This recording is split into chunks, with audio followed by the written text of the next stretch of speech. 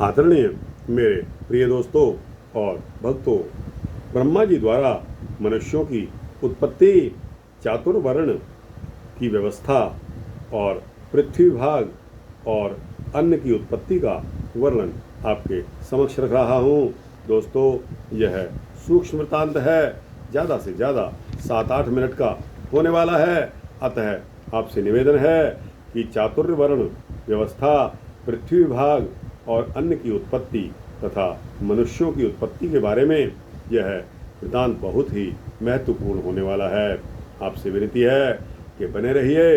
इस वृत्तांत के अंत तक आपको स्वयं पता लगेगा कि यह किस प्रकार का व्यवस्था और किस प्रकार का वर्णन है। यह श्री विष्णु पुराण के 6ठे अध्याय से लिया गया है। तो दोस्तों, उम्मीद करता हूँ कि बने रहेंगे इस वृत्तांत के अंत तक आप मेरे साथ। तो आइए बिना समय गवाए इस वृत्तांत को शुरू करते हैं। मैत्रेय जी कहते हैं कि हे मुनि श्रेष्ठ, आपने ब्रह्मा जी के द्वारा मनुष्यों की उत्पत्ति के विषय में जो कुछ बताया, उनकी सृष्टि यानी कि ब्रह्मा जी ने किस प्रकार की, मुझे विस्तार पूर्वक बताइए। श्री प्रजापति ने ब्राह्मण आदि वर्ण को जिन जिन गुणों से युक्त और जिस प्रकार रचा तथा उसके जो जो कर्तव्य और कर्म निर्धारित किए, उनका सबका वर्णन कर दीजिए। मैत्रेय जी के वचनों को सुनकर प्रसन्न मुख श्री पराशर जी बोले कि हे द्विज श्रेष्ठ, जगत रचना की इच्छा से युक्त सत्य संकल्प श्री ब्रह्मा जी के मुख से पहले सत्व प्रधान प्रजा उत्पन्न हुई। उसके पश्चात उनके वक्षस्थल से रजः प्रधान तथा जंघाओं से रज और तम विशिष्ट सृष्टि हुई। हे द्विज उत्तम, चरणों से ब्रह्मा जी ने एक और प्रकार की प्रजा उत्पन्न की, वह तम प्रधान थी। ये ही सब 4 वर्ण हुए। इस प्रकार हे द्विज सतम, ब्राह्मण, क्षत्रिय, वैश्य और शूद्र, ये चारों क्रमशः ब्रह्मा जी के मुख, ब्राह्मण जो हैं वो मुख से पैदा हुए और क्षत्रिय जो है वक्षस्थल स्थल से पैदा हुए, शूद्र वैश्य जो हैं वैश्य जंघा से उत्पन्न हुए और शूद्र चरणों से उत्पन्न हुए। हे महाभाग, ब्रह्मा जी ने यज्ञ अनुष्ठान के लिए ही यज्ञ के उत्तम साधन स्वरूप इस संपूर्ण चातुर्य वर्ण की रचना की थी। हे धर्मज्ञ, यज्ञ से तृप्त होकर देवगण जल बरसाकर प्रजा को तृप्त करते हैं। अतः यज्ञ सर्वथा कल्याण का हेतु है। जो मनुष्य सदा स्वधर्म परायण, सदाचारी, सज्जन और सुमार्गगामी होते हैं, उन्हीं से यज्ञ का यथावत अनुष्ठान हो सकता है। जो मनुष्य सदा धर्मपरायण, सदाचारी, सज्जन और सुमार्गगामी होते हैं, उन्हीं से यज्ञ का यथावत अनुष्ठान हो सकता है। यह नोट करने की चीज है। हे मुनि, यज्ञ के द्वारा मनुष्य इस मनुष्य शरीर से ही स्वर्ग और अपवर्ग प्राप्त कर सकते हैं तथा और भी जिस स्थान की उन्हें इच्छा हो उसी को जा सकते हैं।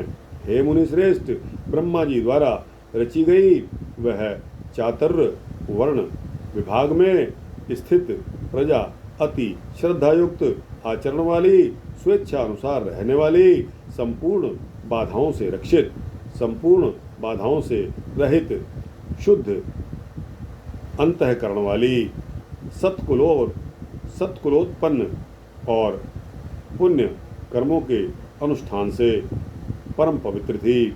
उसका चित्त शुद्ध होने के कारण उसमें निरंतर शुद्ध स्वरूप श्री हरि के विराजमान रहने से उन्हें शुद्ध जन, शुद्ध ज्ञान प्राप्त होता था, जिससे वे भगवान के उस विष्णु नामक परम पद को देख पाते थे।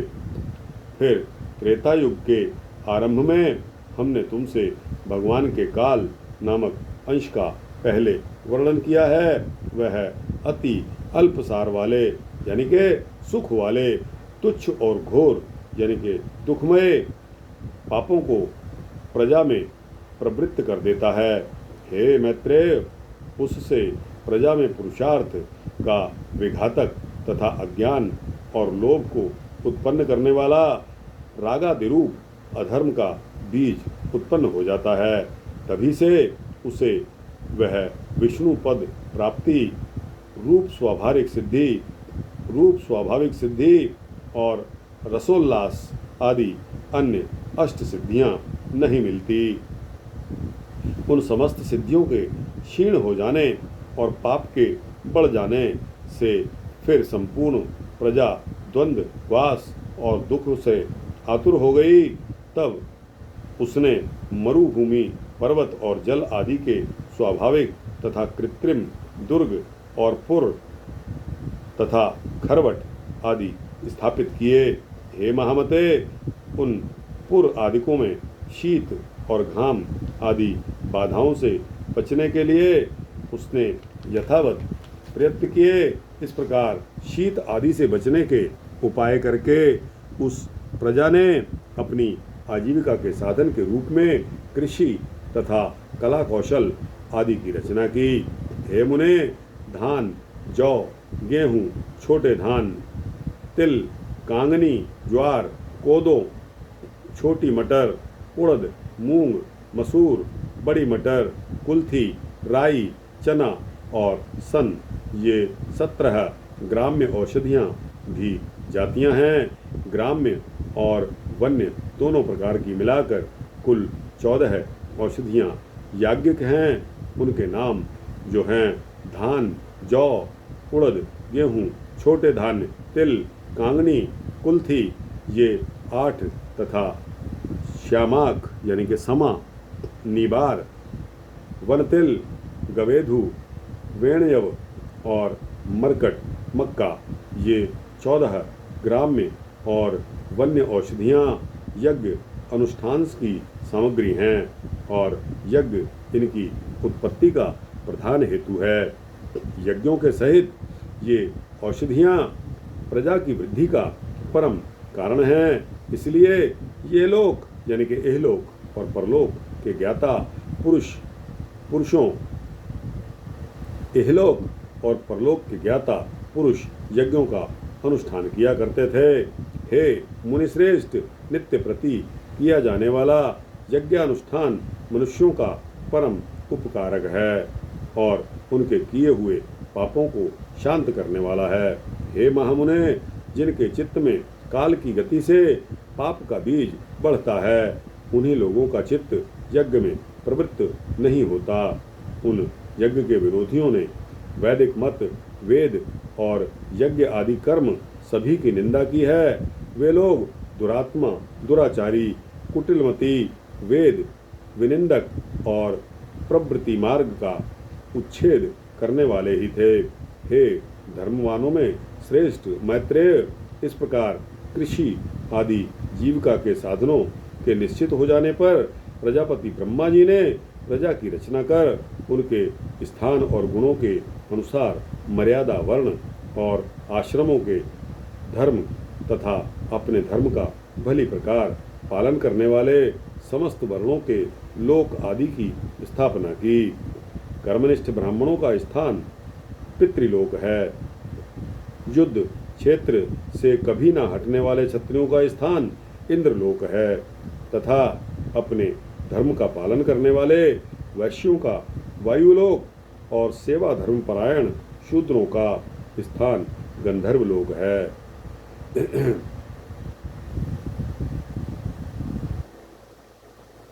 इसी प्रकार वनवासी वानप्रस्थों का स्थान सप्तर्षि लोक है। गृहस्थों का पितृलोक और सन्यासियों का ब्रह्मलोक है तथा आत्मानुभव से तृप्त योगियों का स्थान मोक्ष है। जो निरंतर एकांत सेवी और ब्रह्म चिंतन में लीन रहने वाले योगी जन हैं, उनका जो परम स्थान है उसे पंडित जन ही देख पाते हैं।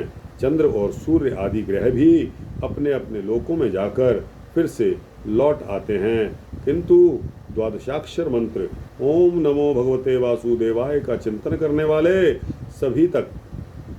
वाले अभी तक मोक्ष पद से नहीं लौटे। तामिस्त्र, अंध तामिस्त्र, महारौरव, रौरव, असी, पत्रवन, घोर, कालसूत्र और अवीचिक आदि जो नरक हैं, वे वेदों की निंदा और यज्ञों का उच्छेद करने वाले तथा स्वधर्म विमुख पुरुषों के स्थान कहे गए हैं। दोस्तों, जो कहते हैं ना, ये मनमुख है। दोस्तों, इसको एक बार फिर रिपीट करता हूँ कि चंद्र और सूर्य आदि ग्रह भी अपने अपने लोकों में जाकर फिर से लौट आते हैं, किंतु द्वादशाक्षर मंत्र, कौन सा द्वादशाक्षर मंत्र है? ओम नमो भगवते वासुदेवाय।